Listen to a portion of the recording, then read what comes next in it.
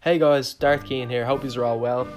Today I just wanted to make a quick video on the new Star Wars game that's going to be developed by UBISOFT with their Snowdrop engine.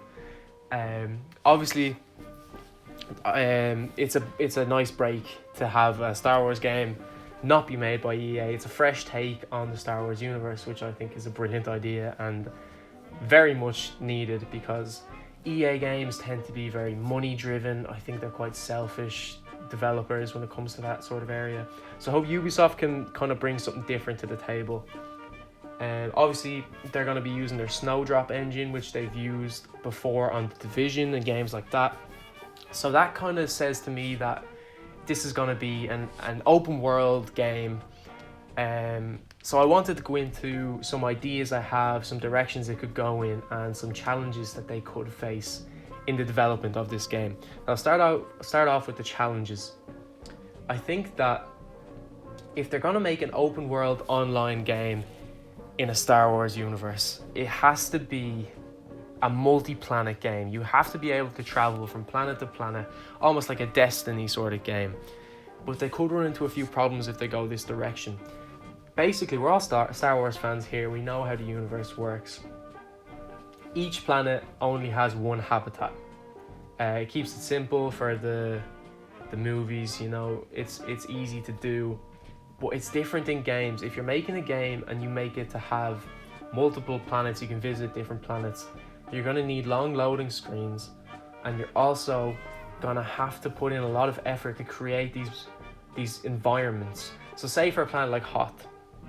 It's completely snow covered, it's cold, there's no sand or beaches or sun, it's just cold, desolate snow, Arctic area.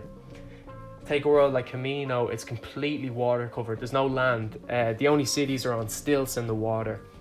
So for worlds like this, if they're going to make a multi-planet world, they're going to need to create these worlds to have one habitat if it's going to fit into the Star Wars universe. And I think making multiple of these worlds with different environments, different habitats, takes time and it takes effort, which they might not be willing to put in. They could take shortcuts and the game could flop with fans for that reason. So I think the alternative to that is make the world solely, or the game solely based on one planet.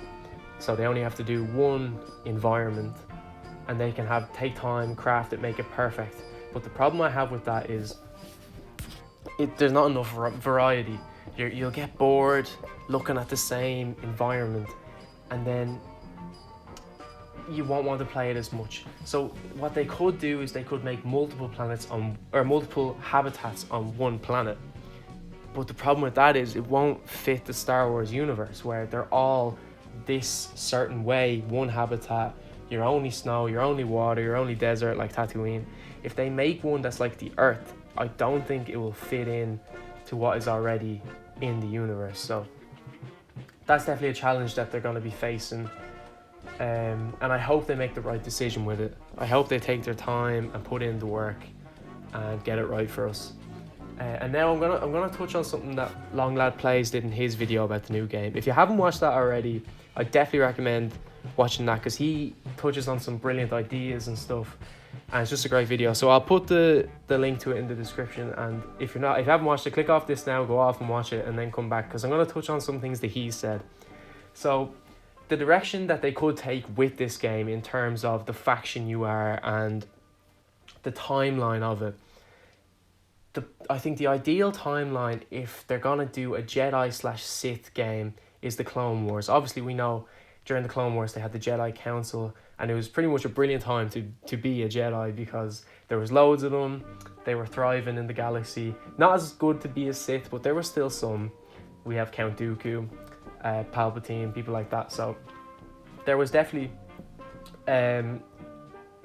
good options if you want to be a Jedi or a Sith to do it during that timeline. Now they could do it as if you're a young Jedi, and then I think a good way to do it, if they're going to take that direction, is if you make too many bad decisions, you could turn to the dark side and become a Sith. I think that could be cool. We haven't really seen that yet, so that's a good idea. Also, a good thing for the Clone Wars is if they're going to take a direction where you become a clone. They could do, if you're on Camino, you can see the mass production. You can train, and how good you do in your training affects what rank you are in the army and stuff like that. And you could play out the battles against the separatists. It's another good idea. But I think one of the most interesting ideas is to become a bounty hunter. But I think the Clone Wars isn't a good time if they're going to take this direction, because we don't see many bounty hunters apart from Jango Fett during the time of the Clone Wars. I think the better time to do it is when the Mandalorian series takes place, because we see the Bounty Hunters Guild, there's plenty of targets and stuff, and they could make the game kind of like the Mandalorian's character arc, where you start out a cold-hearted, emotionless bounty hunter. You go out, you kill your target, you get your money, no questions asked, no emotion, job done. But over the course of it, you become more sensitive, more almost compassionate. Obviously we see Mandalorian, in his case, it's because of the father-son kind of bond he has with Grogu. So we could see something like that. I think that would also be an interesting route to take. But we could speculate all day. I mean, information is scarce. It's all really speculation that you hear, and that if you look it up, you won't find any concrete stuff, because it's in the future. It's not going to be coming out very soon. So yeah, guys, I just wanted to throw out a couple of things that I could see them doing, or the challenges that they could face in developing this game. I hope you guys enjoyed. I'd really appreciate if you liked the video and subscribe to my channel. It's been growing recently, which I'm very happy with and very appreciative of. So yeah, guys, I'll talk to you in a bit. Thanks for watching.